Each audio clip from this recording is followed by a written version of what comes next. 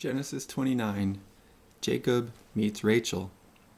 Then Jacob went on his journey and came to the land of the people of the east. As he looked, he saw a well in the field and 3 flocks of sheep lying there beside it. For out of that well the flocks were watered. The stone on the well's mouth was large, and when all the flocks were gathered there, the shepherds would roll the stone from the mouth of the well and water the sheep, and put the stone back in its place on the mouth of the well. Jacob said to them, "My brothers, where do you come from?" They said, "We are from Haran." He said to them, "Do you know Laban, son of Nahor?" They said, "We do." He said to them, "Is it well with him?" "Yes," they replied. "And here is his daughter Rachel, coming with the sheep." He said, "Look, it is still broad daylight. It is not time for the animals to be gathered together. Water the sheep and go, pasture them." But they said, "We cannot until all the flocks are gathered together and the stone is rolled from the mouth of the well. Then we water the sheep." While he was still speaking with them, Rachel came with her father's sheep, for she kept them. Now when Jacob saw Rachel, the daughter of his mother's brother Laban, and the sheep of his mother's brother Laban, Jacob went up and rolled the stone from the well's mouth and watered the flock of his mother's brother Laban. Then Jacob kissed Rachel and wept aloud. And Jacob told Rachel that he was her father's kinsman, and that he was Rebekah's son, and she ran and told her father. When Laban heard the news about his sister's son Jacob, he ran to meet him. He embraced him and kissed him and brought him to his house. Jacob told Laban all these things. And Laban said to him, "Surely you are my bone and my flesh." And he stayed with him for a month. Jacob marries Laban's daughters. Then Laban said to Jacob, "Because you are my kinsman, should you therefore serve me for nothing? Tell me, what shall your wages be?" Now Laban had 2 daughters. The name of the elder was Leah, and the name of the younger was Rachel. Leah's eyes were lovely, and Rachel was graceful and beautiful. Jacob loved Rachel. So he said, "I will serve you 7 years for your younger daughter Rachel." Laban said, "It is better that I give her to you than that I should give her to any other man. Stay with me." So Jacob served 7 years for Rachel, and they seemed to him but a few days because of the love he had for her. Then Jacob said to Laban, "Give me my wife that I may go in to her, for my time is completed." So Laban gathered together all the people of the place and made a feast. But in the evening he took his daughter Leah and brought her to Jacob, and he went into her. Laban gave his maid Zilpah to his daughter Leah to be her maid. When morning came, it was Leah. And Jacob said to Laban, "What is this you have done to me? Did I not serve with you for Rachel? Why then have you deceived me?" Laban said, "This is not done in our country, giving the younger before the firstborn.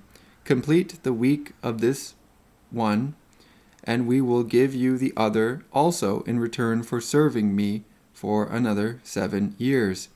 Jacob did so, and completed her week. Then Laban gave him his daughter Rachel as a wife. Laban gave his maid Bilhah to his daughter Rachel to be her maid. So Jacob went in to Rachel also, and he loved Rachel more than Leah. He served Laban for another 7 years. When the Lord saw that Leah was unloved, he opened her womb, but Rachel was barren. Leah conceived and bore a son, and she named him Reuben, for she said, "Because the Lord has looked on my affliction, surely now my husband will love me."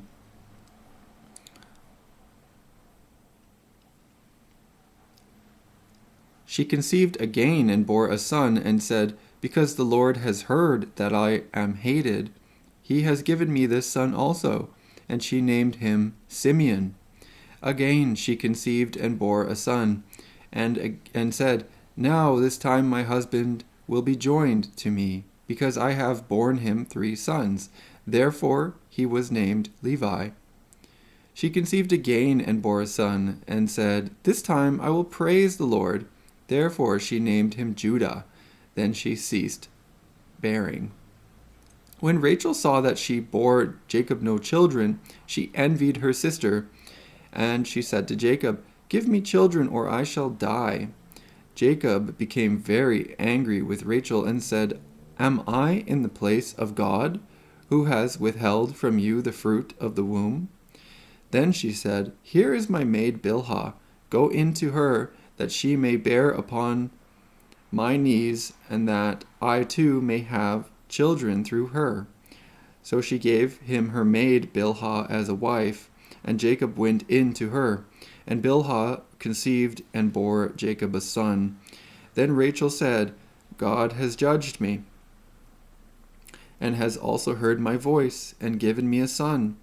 Therefore she named him Dan. Rachel's maid Bilhah conceived again, and bore Jacob a second son. Then Rachel said, With mighty wrestlings I have wrestled with my sister, and I have prevailed. So she named him Naphtali. When Leah saw that she had ceased bearing children, she took her maid Zilpah and gave her to Jacob as a wife. Then Leah's maid Zilpah bore Jacob a son, and Leah said, Good fortune. So she named him Gad. Leah's maid Zilpah bore Jacob a second son, and Leah said, Happy am I, for the women will call me happy. So she named him Asher. In the days of wheat harvest, Reuben went and found mandrakes in the field, and brought them to his mother Leah. Then Rachel said to Leah, Please give me some of your son's mandrakes. But she said to her, Is it a small matter that you have taken away my husband? Would you take away my son's mandrakes also? Rachel said, Then he may lie with you tonight for your son's mandrakes. When Jacob came from the field in the evening, Leah went out to meet him and said, You must come in to me, for I have hired you with my son's mandrakes. So he lay with her that night, and God heeded Leah, and she conceived and bore Jacob a 5th son. Leah said, God has given me my hire, because I gave my maid to my husband. So she named him Issachar. And Leah conceived again, and she bore Jacob a 6th son. Then Leah said, God has endowed me with a good dowry.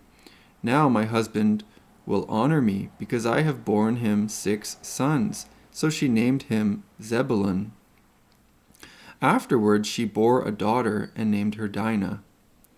Then God remembered Rachel, and God heeded her, and opened her womb.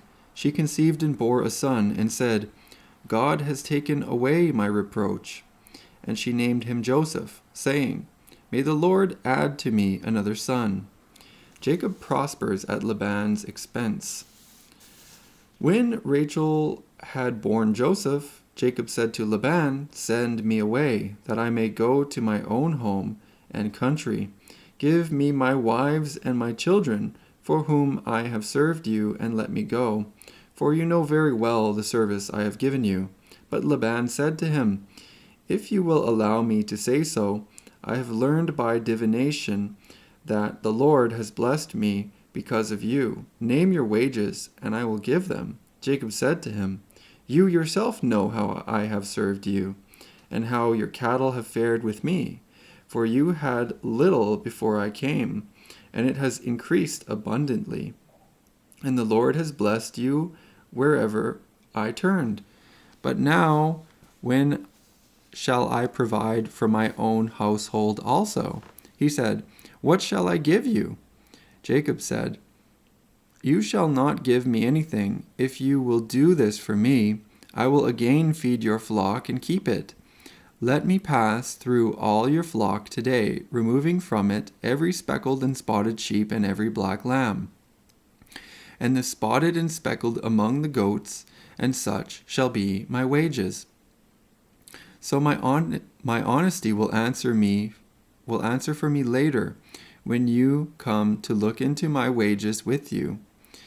Every one that is not speckled and spotted among the goats and black among the lambs, if found with me, shall be counted stolen. Laban said, Good, let it be as you have said. But that day Laban removed the male goats that were striped and spotted, and all the female goats that were speckled and spotted, every one that had white on it, and every lamb that was black. And he put them in charge of his sons, and he set a distance of 3 days' journey between himself and Jacob, while Jacob was pasturing the rest of Laban's flock. Then Jacob took fresh rods of poplar and almond and pine, and peeled white streaks in them, exposing the white of the rods. He set the rods that he had peeled in front of the flocks in the troughs, that is, the watering places where the flocks came to drink. And since they bred when they came to drink, the flocks bred in front of the rods. And so the flocks produced young that were striped, speckled, and spotted. Jacob separated the lambs and set the faces of the flocks toward the striped and completely black animals in the flock of Laban. And he put his own droves apart, and did not put them with Laban's flock. Whenever the stronger of the flock were breeding, Jacob laid the rods in the troughs before the eyes of the flock, that they might breed among the rods. But for the feebler of the flock, he did not lay them there. So the feebler were Laban's, and the stronger Jacob's. Thus the man grew exceedingly rich, and had large flocks, and male and female slaves, and camels and donkeys.